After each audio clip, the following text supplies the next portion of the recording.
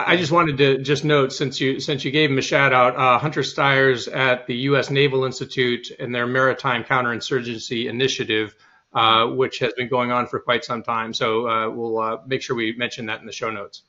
Go So, ahead, Jim. so this isn't deterrence in the traditional sense you're talking about. This is something really different. So actually, so when I first read Hunter Stiers, he wrote an article called "South China Sea Needs a Coin Toss," and coin is counterinsurgency, and he laid out a historical context. So I had actually spent a lot of time debating and working when I was at Paycom from 2012 to 15 on the rebalance, and I was trying to fight in this space, trying to get the United States to realize the nature of this competition. And so, not being all that successful, Hunter Stiers, it flipped like a light bulb. And so I went to the Army doctrine. I actually went and I read Army counterinsurgency doctrine. Again, I did it at National War College. And what I did is I took that eureka moment and I grafted it into an Army person's understanding of a land-based counterinsurgency. And it said, it's all the same. So you talk about, protecting the people and that you're trying to protect villages and you're trying to ensure that the people acknowledge the authority of the central government and the capital.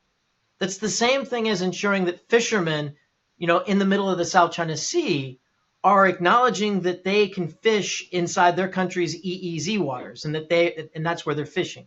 That if a Coast Guard vessel from another country comes into it, that there is going to be a response from the other country in which they're coming into as the authority of that water and that they should move away from it.